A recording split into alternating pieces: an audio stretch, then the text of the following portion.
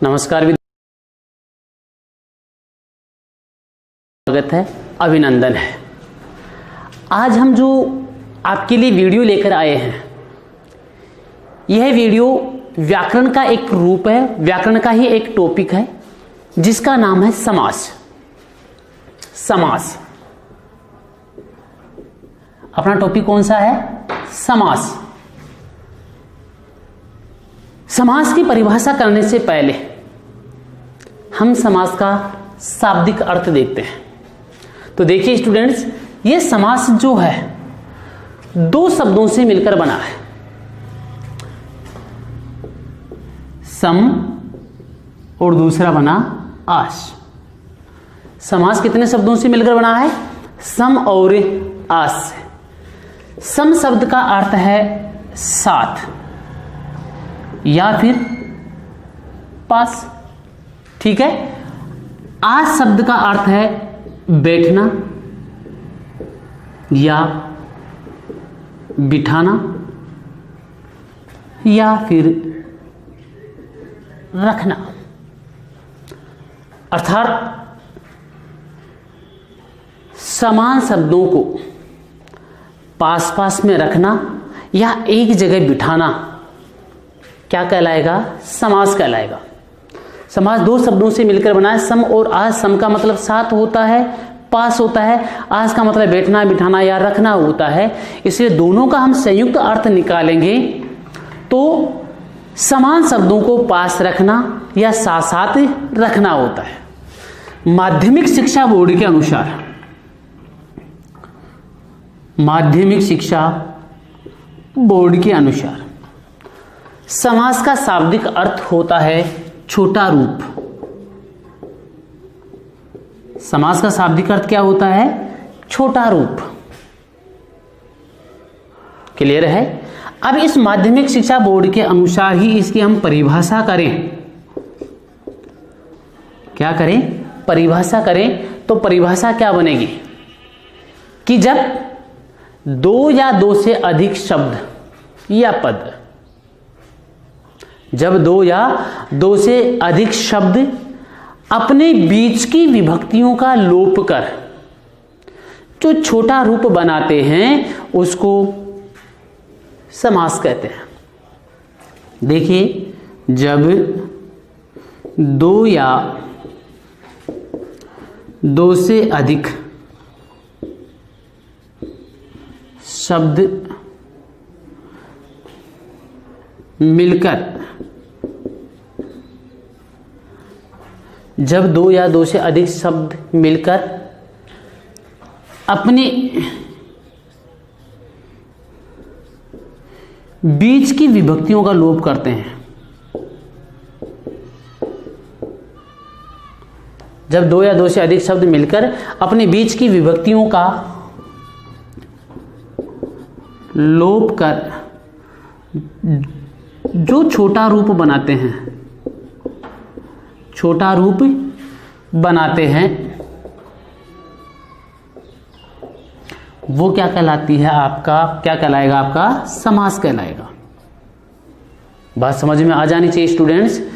जब दो या दो से अधिक शब्द मिलते हैं और दो या दो से अधिक शब्द मिलकर के अपने बीच की विभक्तियों को लुप्त करते हैं, हटा देते हैं, और जो बड़े बड़े शब्द हैं वो अपना छोटा रूप बनाते हैं, वो छोटा रूप बनाया हुआ रूप आपका क्या कहलाएगा? समास कहलाएगा। कैसे? जैसे यावत और जीवन। देखिए स्टूडेंट्स, मैं अभी कह रहा था कि दो या दो से अधिक शब्द मिलेंगे, बीच की विभक्तियों का लोप करेंगे और छोटा रूप बनाएंगे, वही रूप क्या कहलाएगा? समास कहलाएगा। क्लियर है? अब यावत और जीवन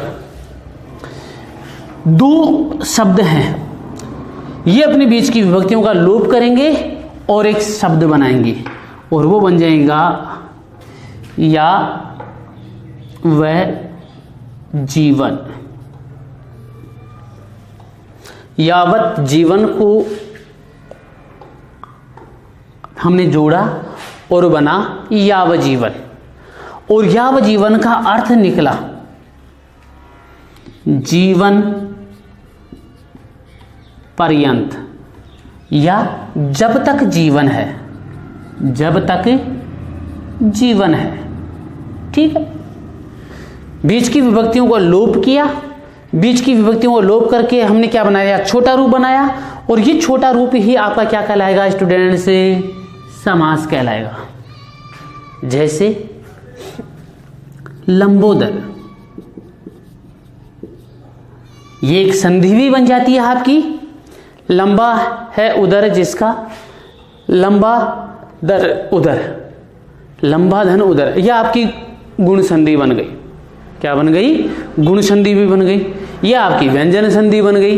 तो समास के अंतर्गत संधि भी आपको देखने को मिल गई है और समास भी आपका क्लियर हो रहा है, क्यों ना है सही बात। तो लंबोदर, लंबा है उदर जिसका। अब दो शब्द आ गए, लंबा और उदर, दो शब्द आपस में मिलेंगे, बीच की विभक्तियों का लोप करेंगे और छोटा रूप बनाएंगे। ये छोटा रूप ही आपका क्या कहलाएगा, समास कहलाएगा। अर्थ इसका निकल जाएगा, लंबा है उदर जिसका, वह है, वह है गजानन गणेश। अब ये गजानन गणेश, इसकी इतनी लंबी बातों को हमने क्या कर दिया, छोटा रूप बना दिया। ये छोटा रूप आपका क्या कहलाएगा, समास कहलाएगा। जैसे माता पिता, बीच की विभक्तियों का लोप कर दिया। क्या किया, बीच की विभक्तियों का लोप, माता और पिता। ये बीच की कहानी आ गई। बीच की कहानियों का हमने लोप कर दिया और लोप करके छोटा रूप बना दिया। आपका क्या कहलाया, समास कहलाया। क्लियर है स्टूडेंट्स। परिभाषा माध्यमिक शिक्षा बोर्ड के अकॉर्डिंग शाब्दिक अर्थ क्या निकला समास का, छोटा रूप। परिभाषा क्या बनी कि जब दो या दो से अधिक शब्द मिलकर के अपने बीच की विभक्तियों का लोप करके छोटा रूप बनाते हैं, वही बनाया हुआ छोटा रूप आपका समास कहलाता है। अब हिंदी भाषा में समास कितनी प्रकार के होते हैं। हिंदी भाषा में मुख्य रूप से अलग प्रकार होते हैं, सामान्य रूप से अलग प्रकार होते हैं। तो देखिए, हिंदी भाषा में सामान्य रूप से समास के यदि प्रकार देखें तो वो होते हैं 6 समास के प्रकार। समास के प्रकार, अब हिंदी भाषा में समास के जो प्रकार आएंगे वो सामान्य रूप से 6 होंगे। सबसे पहला अव्ययीभाव समास, क्लियर है। दूसरा तत्पुरुष समास। तीसरा जो समास आता है वो आता है आपका द्विगु समास। चौथा जो आपका समास आएगा वो चौथा समास है कर्मधारय समास। कौन सा समास, कर्मधारय समास। पांचवा समास आएगा वो है द्वंद्व समास। और छठा और अंतिम समास बनेगा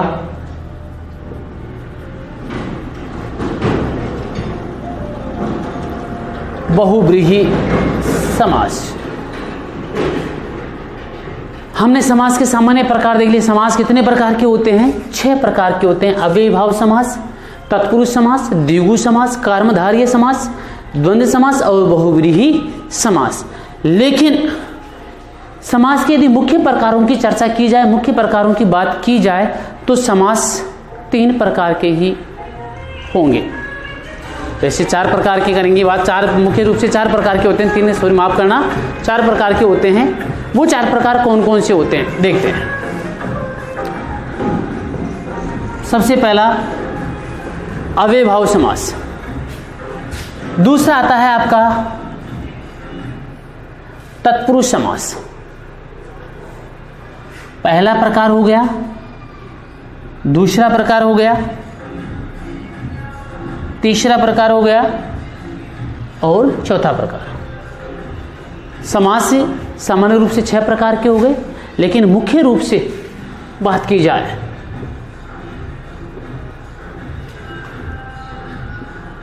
मुख्य प्रकार कितने हुए? 4। पहला मुख्य प्रकार हुआ अव्ययभाव समास, दूसरा हुआ तत्पुरुष समास। इस तत्पुरुष समास में द्विगु और क्रमधारियों को इंक्लूड किया जाता है, समाहित किया जाता है। क्यों किया जाता है वो भी मैं बताऊंगा। तीसरा आता है द्वंद्व समास और चौथा आता है आपका बहुब्रीहि समास। देखिए कौन सा पद प्रधान होता है, कौन सा पद गौण होता है, और इस प्रधान गौण की वजह से ही समास के 4 प्रकार हुए हैं। अव्ययभाव समास में पहला पद प्रधान होता है, प्रथम पद प्रधान होता है। तत्पुरुष समास में द्वितीय पद प्रधान होता है, पहला पद प्रधान नहीं होता। पहला पद अव्ययभाव समास में प्रधान होता है, द्वितीय पद तत्पुरुष समास में प्रधान होता है। द्वंद्व समास में दोनों पद प्रधान होते हैं, प्रथम और दूसरा, प्रथम और द्वितीय दोनों पद प्रधान होते हैं। और चौथा जो आता है बहुब्रीहि समास, इसमें कोई सा पद प्रधान नहीं होता। इसीलिए प्रधान पदों की वजह से, मुख्य पद की वजह से समास के मुख्य प्रकार हुए 4। समास पहला बना अव्ययभाव समास, दूसरा बना तत्पुरुष समास, तीसरा बना द्वंद्व समास और चौथा बना बहुब्रीहि समास। अव्ययभाव में पहला पद समास प्रधान होता है। तत्पुरुष समास में जो ये 3 आते हैं, तीनों तत्पुरुष में डाले गए हैं, इसमें दूसरा पद प्रधान होता है। द्वंद्व समास में दोनों पद प्रधान होते हैं और बहुब्रीहि में दोनों ही पद प्रधान नहीं होता, कोई तीसरा ही अर्थ निकल करके आता है। स्टूडेंट्स क्लियर से यहाँ पे यदि परिभाषा पूछी जाए तो परिभाषा बता देना कि 2 या 2 से अधिक शब्द मिलकर अपनी बीच की विभक्तियों का लोप करते हैं, और बीच की विभक्तियों का लोप करके जो छोटा रूप बनाते हैं वो क्या कहलाता है? आपका समास कहलाता है। समास सामान्य रूप से 6 प्रकार के होते हैं और मुख्य रूप से 4 प्रकार के होते हैं। यहां तक कि अपनी कहानी क्लियर है। अब हम इनका एक एक करके क्या करते हैं? अध्ययन करते हैं। समास के प्रकार में सबसे पहला टॉपिक बनेगा अपना अव्ययभाव समास। कौन सा समास है? अव्ययभाव समास। अव्ययभाव समास किसे कहते हैं?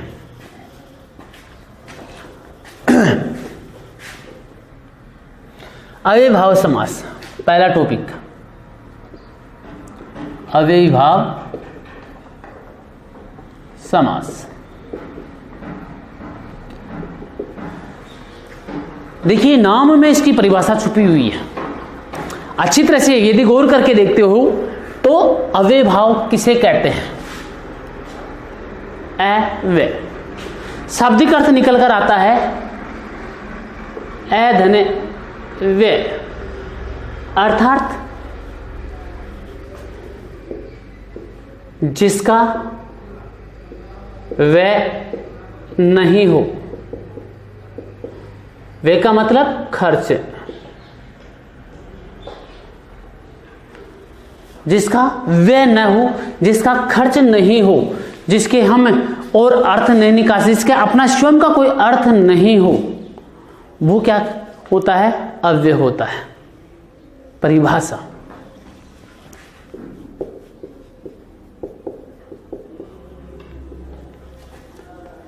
वह समास जिसका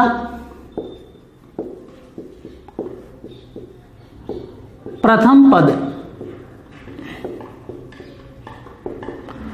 प्रधान होता है।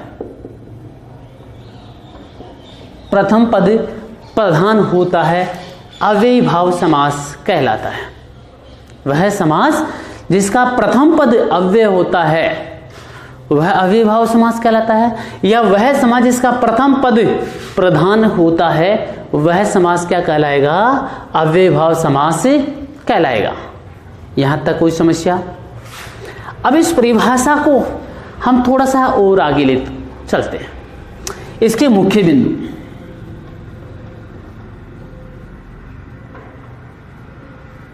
इसके मुख्य बिंदु क्या बनेंगे? ठीक है, इसके मुख्य बिंदु बनेगा पहला कि अव्ययभाव समास का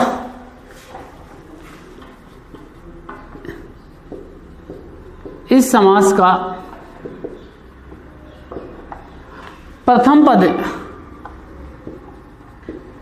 अव्यय होता है। प्रथम पद क्या होता है स्टूडेंट्स? अव्यय होता है, पहली बात। दूसरी बात आती है, इस समास का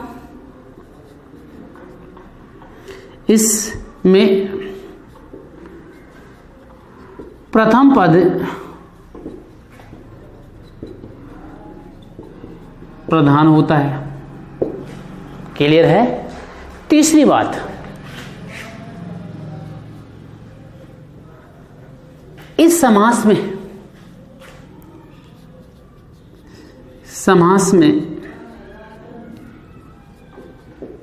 लिंग वचन कारक काल के आधार पर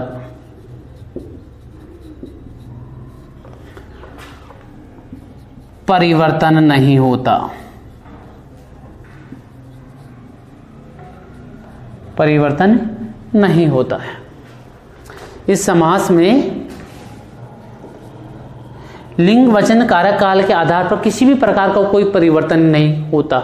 कौन सा लिंग है, कौन सा काल है, कौन से समय में काम किया जा रहा है, कौन सा वचन है, किसी भी प्रकार का कोई परिवर्तन नहीं होगा। चौथी बात, इस समास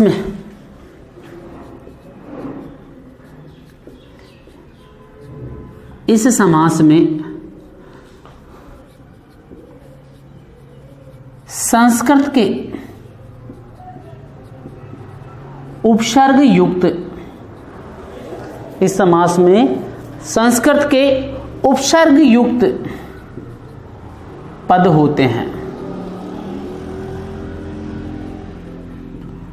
उपसर्ग युक्त पद होते हैं, संस्कृत के उपसर्ग होते हैं। संस्कृत के तो होते हैं, किंतु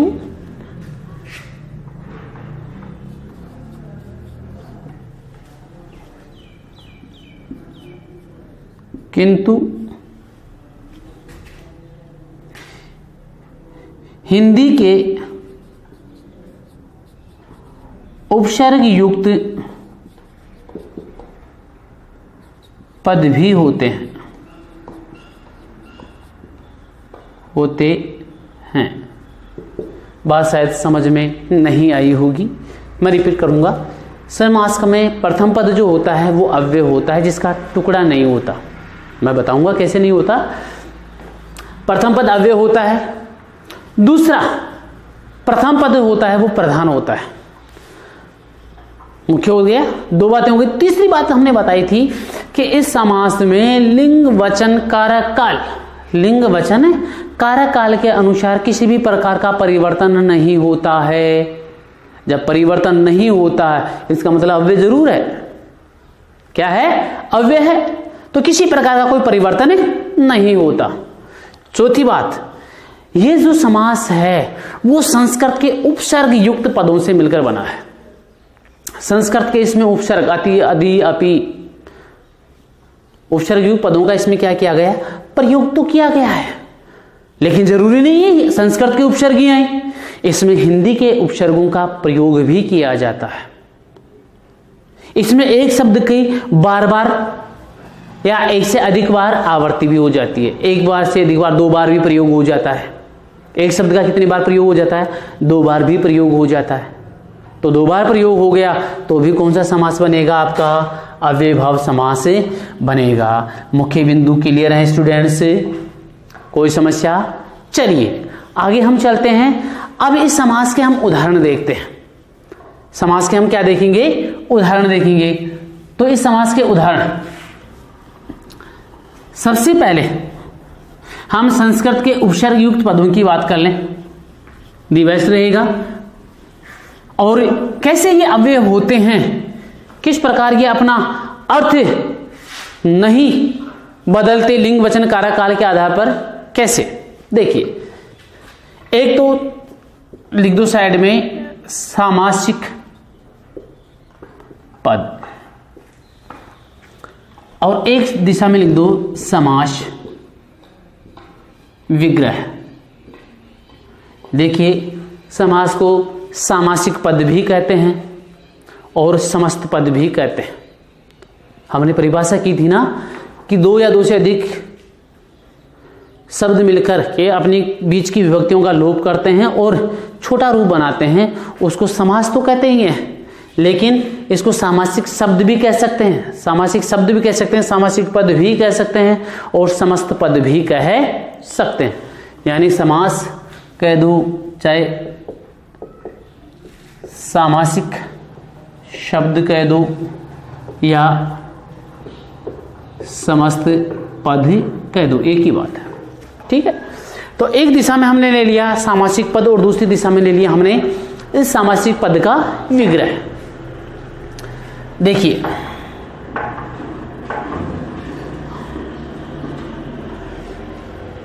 अति उत्तम, अति उत्तम, अति उत्तम। अब इसमें संस्कृत का उपसर्ग युक्त पद भी है। इसमें क्या है?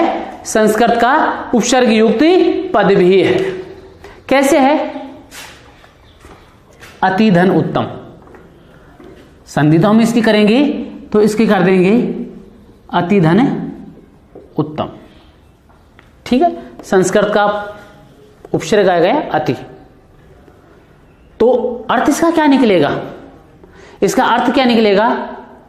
उत्तम से अधिक, उत्तम से अधिक। क्या निकलेगा? उत्तम से अधिक, उत्तम से अधिक। क्लियर है स्टूडेंट्स? अति उत्तम, अति धन उत्तम, उत्तम से अधिक उत्तम। समझ में आ गया? उत्तम से अधिक उत्तम रहेगा, वो क्या कहलाएगा? अति उत्तम कहलाएगा। मैंने बात की थी संस्कृत के उपसर्ग युक्त पद। संस्कृत का उपसर्ग आ गया अति। ये किसके साथ ही लगाओ, चाहे कर्ता के साथ लगाओ, चाहे कारक के साथ लगाओ, चाहे किसी वचन के साथ लगाओ, इसमें किसी प्रकार का परिवर्तन नहीं है। अति अति रहेगा, इसमें किसी प्रकार का कोई परिवर्तन नहीं आएगा। दूसरा अपना जो शब्द बनता है वो बनेगा आपका यथाशक्ति, यथाशक्ति। अब यथा और शक्ति, अब यथा संस्कृत का उपसर्ग युक्त पद है तो यथाशक्ति, तो अर्थ इसका निकलेगा सामासिक विग्रह क्या बनेगा इसका? शक्ति के अनुसार, शक्ति के अनुसार। भाई यथाशक्ति शक्ति के अनुसार, या फिर हम कैसे क्या कहेंगे? जैसी शक्ति है वैसे, जैसी शक्ति है वैसे। कोई दिक्कत आ रही है? यथाशक्ति। अब इसमें पहला पद प्रधान होता है, पहले पद के अनुसार ही पूरे पद का क्या निकलेगा? अर्थ निकलेगा। तो वह समाज जिसमें पहला पद प्रधान होता है, पहले पद के अनुसार ही पूरे पद का अर्थ निकलता है, आपका कौन सा समास कहलाएगा? अव्ययभाव समास कहलाएगा। यथा अवसर, या दूसरा ले लेते हैं प्रत्यक्ष, प्रत्यक्ष, प्रति अक्ष, प्रति धन अक्ष। ये तो आपका संधि विच्छेद हो गया, अच्छी तरह समझ में आ जाए। प्रत्यक्ष, अक्ष का मतलब होता है आंख, अक्ष का मतलब क्या होता है? आंख। प्रति का मतलब होता है सामने, मतलब आंखों के सामने, आंखों के सामने, या हम कह दें आंखों के आगे, आंखों के आगे। बात समझ में आ रही है? ये तो हमने बात की है संस्कृत के उपसर्ग पद। कभी कभी हिंदी के उपसर्ग भी आ जाते हैं, जैसे भरपेट, भरपेट, तो इसका समास विग्रह क्या बनेगा? पेट भरकर, पेट भरकर। रातों रात, रातों रात। भाई मैंने पेट भर करके खाना खाया, मैंने भर पेट खाना खाया। भर पेट कितना खाया? आवश्यकता से ज़्यादा खाया या समतुल्य खाया। मैंने कैसे खाना खाया, मैंने भरपेट खाना खाया, भरपेट, पेट भरकर। मैं रातों रात ही घर के लिए निकल गया, रातों रात ही घर के लिए निकल गया, रातों रात, रात ही रात में, रात ही रात में, रात ही रात में। मैं कैसे घर निकल गया, रातों रात ही घर निकल गया। रातों रात घर निकलने का मतलब रात में ही घर निकल गया। तो संस्कृत के उपसर्गीय पदों का निर्माण भी किया जाता है और हिंदी के पदों का निर्माण भी किया जाता है। इसके साथ साथ देखिए प्रतिलिपि, प्रतिलिपि, प्रति सामने, लिपि लिखा हुआ, लिपि का मतलब लिखा हुआ, तो प्रतिलिपि, लिपि के समकक्ष लिपि, लिपि के समकक्ष लिपि, यानी एक लिखा हुआ है और उस लिखे हुए के सामने और लिख दिया गया, वो लिखा हुआ रूप क्या कहलाएगा, आपका प्रतिलिपि कहलाएगा। ठीक है, अगला देखिए निरामिष,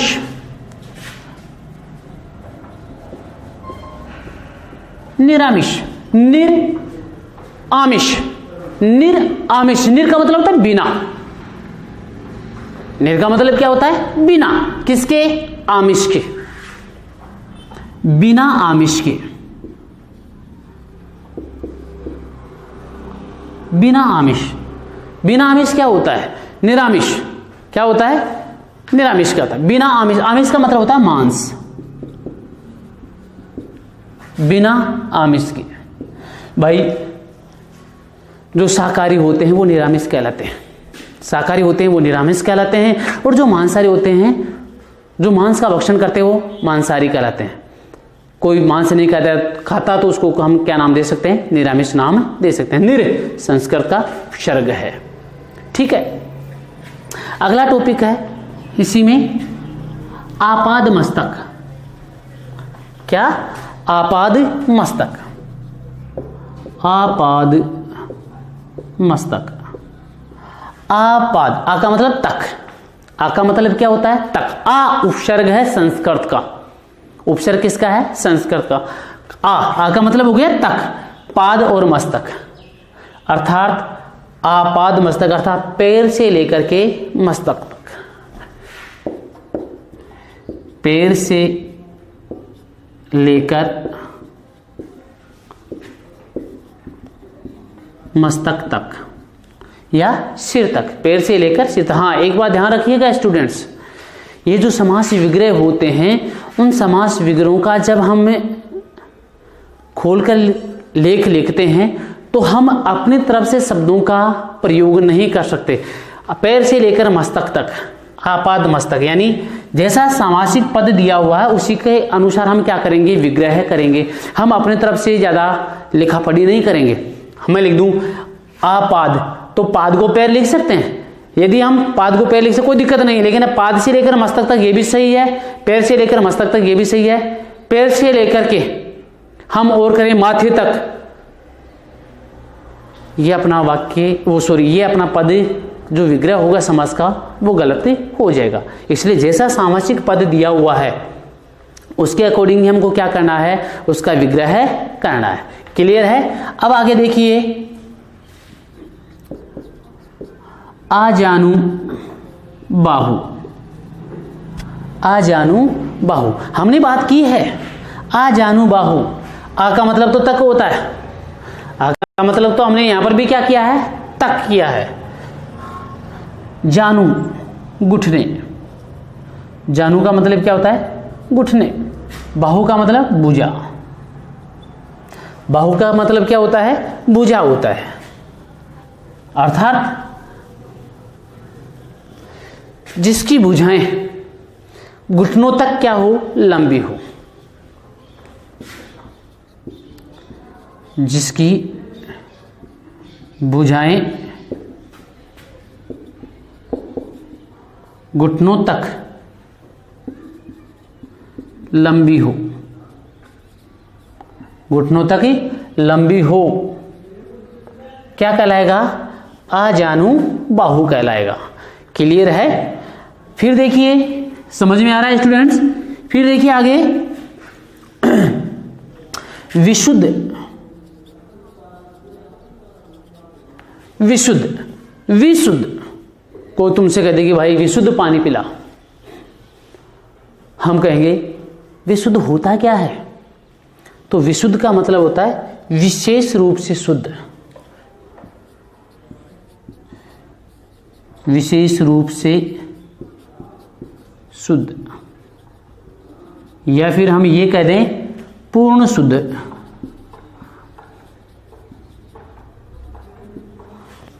पूर्ण तरह से शुद्ध। समझ में आ गया? विशुद्ध का मतलब क्या होता है? विशेष रूप से शुद्ध, विशेष रूप से किया गया शुद्ध क्या कहलाएगा? विशुद्ध कहलाएगा। ठीक है, या हम कह देंगे पूर्ण जो शुद्ध होता है, बिल्कुल शुद्ध पानी या जो भी चीज होती है वो क्या कहलाएगा? विशुद्ध कहलाएगा। जैसे अनुबंध, बंद, बंद की तरह का बंद, तरह का बंद। कोई लेख है, एक लेख लिख लिया गया, उसके जैसा दूसरा लेख लिख लेना क्या कहलाता है? अनुबंध कहलाता है। जैसे घर घर, घर घर। अब इस घर घर की बात करें हम तो घर घर का मतलब होता है प्रत्येक घर, प्रत्येक घर। दूसरी बात हम इसको कर सकते हैं हर घर, हर घर। क्लियर है? ये हिंदी का शब्द आ गया घर घर, समझ में आ गया? ये बात आगे और देखें, जैसे याव जीवन, मैंने अभी बताया था पहले, याव जीवन,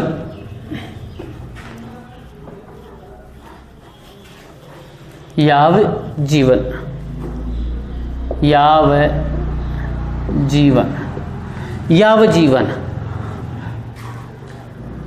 इसको हम दो रूप दे सकते हैं।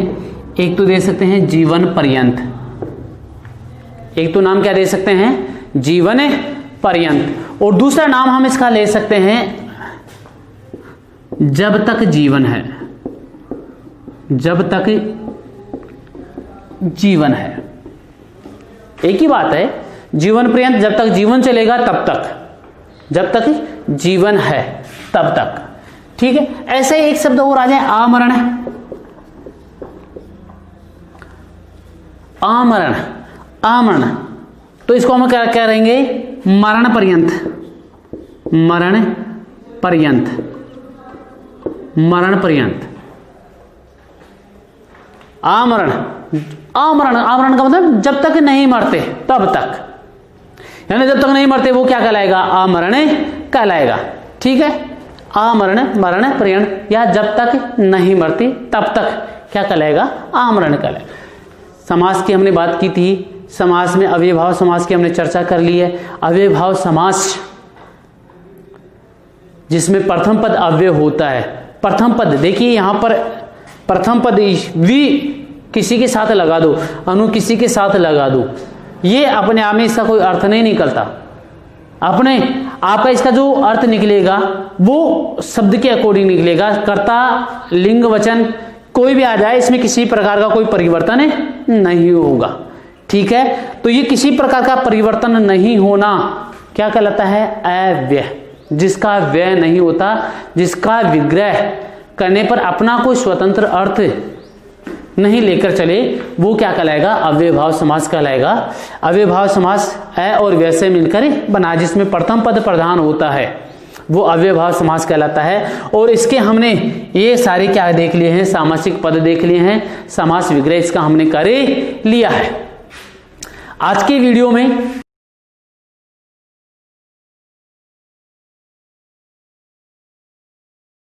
होगा, अगले वीडियो में हम इसी समाज के अगले टॉपिक की चर्चा करेंगे। तब तक के लिए नमस्कार, आदाब।